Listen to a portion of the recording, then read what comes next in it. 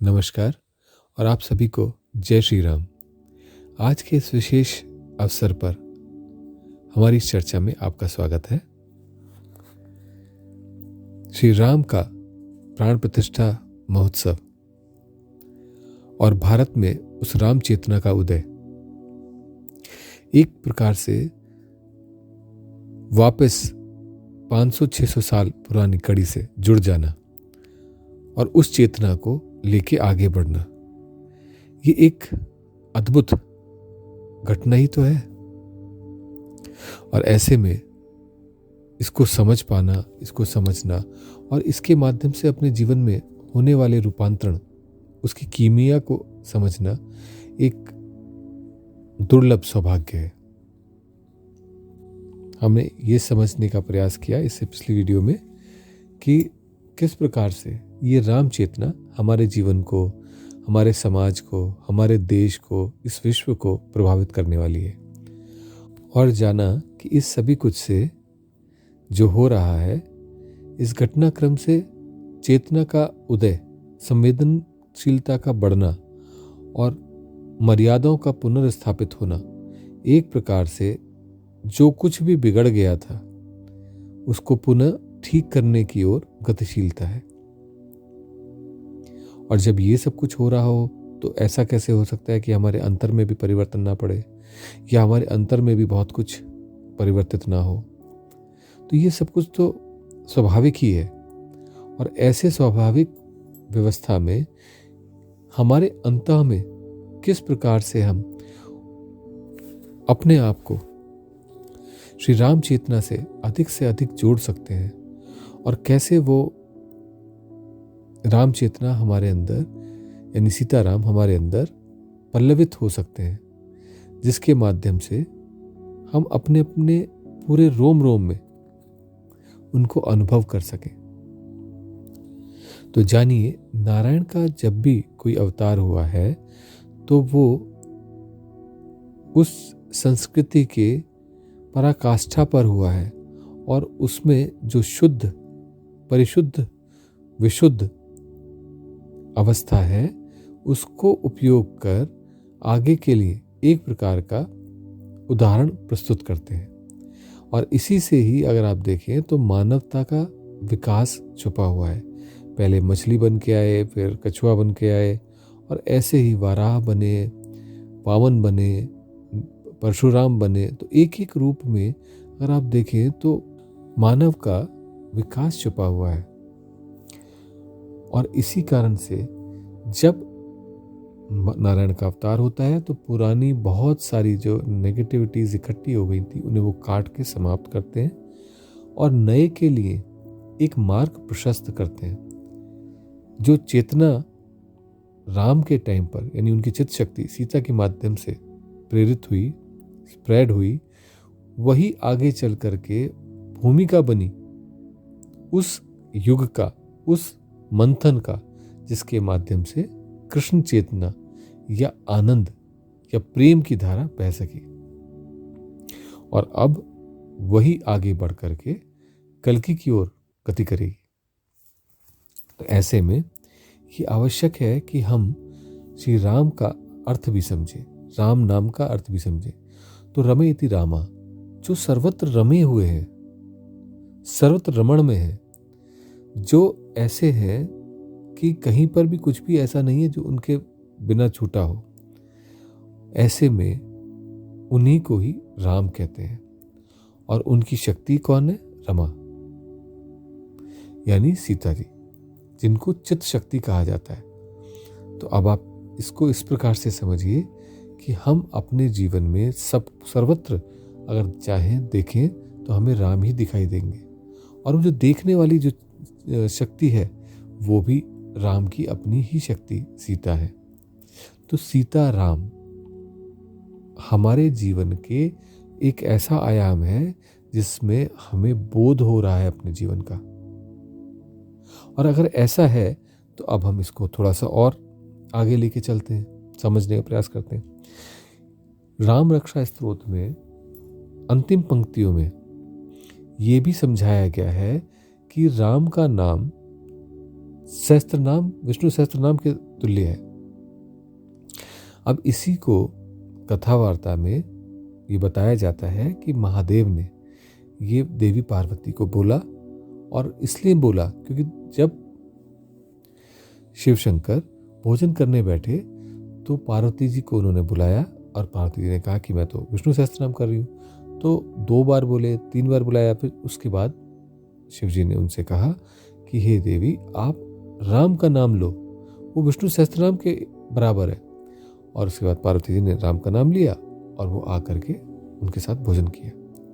अब ये ऐसी कथा चलती है, लेकिन अगर देखा जाए तो वास्तव में कहने का अर्थ ये हुआ कि अगर विष्णु सहस्त्रनाम के समकक्ष है ये, यानी विष्णु भगवान के 1000 नाम, अगर 1000 नामों के समकक्ष है राम का नाम, तो कैसे?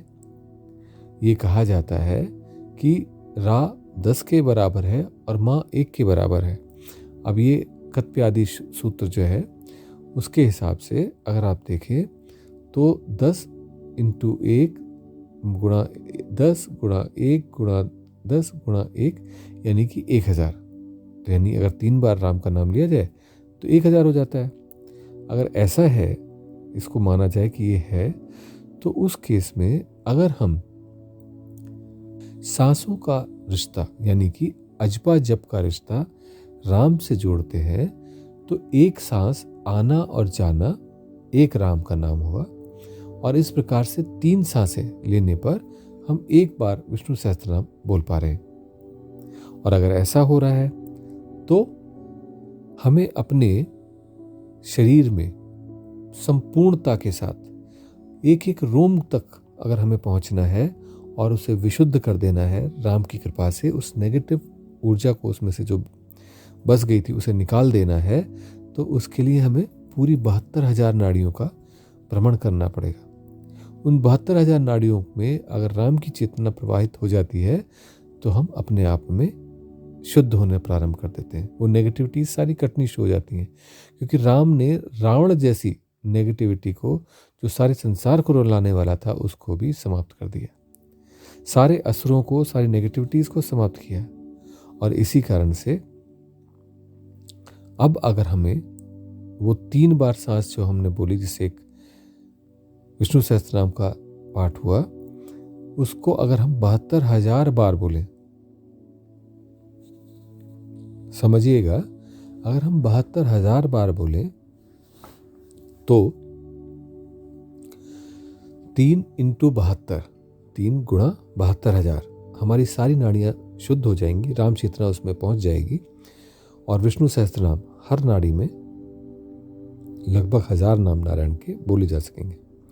नारायण क्या है? नारायण है वाइटलिटी, जीवन की वाइटलिटी। तो ये कितना होगा? ये 3 गुना 72,000। अगर 3 गुणा 72,000 करेंगे तो कितना आता है? 21,600।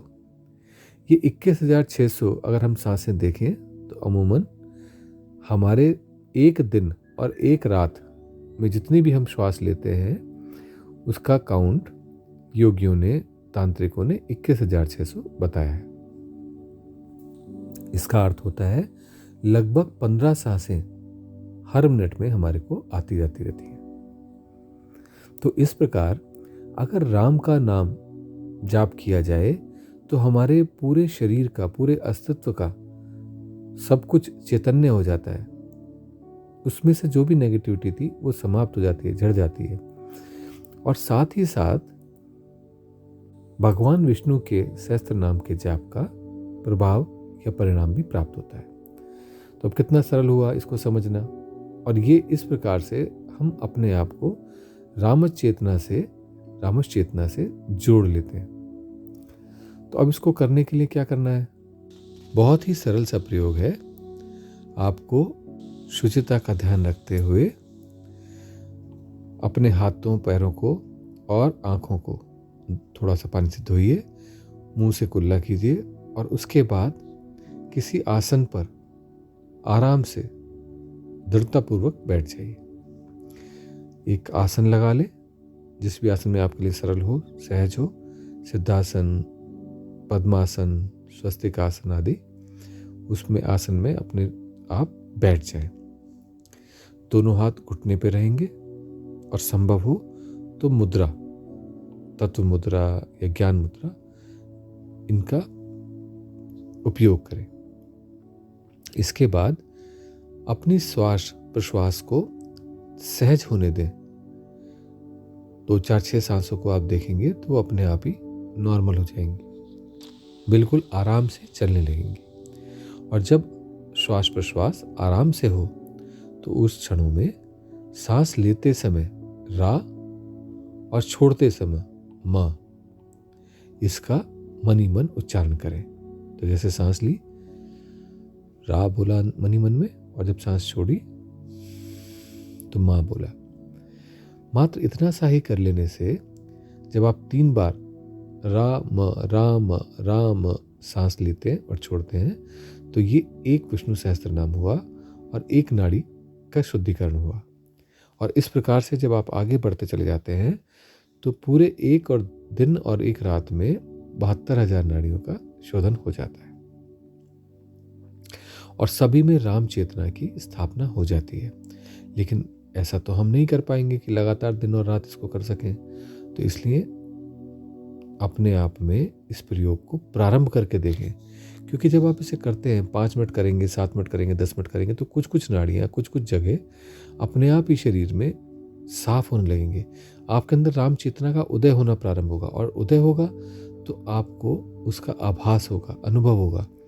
वो अनुभव ही आपको आगे लेकर के इस साधना को पूर्ण कराएगा। तो राम चेतना जागृत करें, प्रयास करें इसको कुछ देर करने का, और अपने अनुभवों को शेयर करें। आज के लिए इतना ही। आपकी साधना सफल हो, ऐसी कामना के साथ नमस्कार।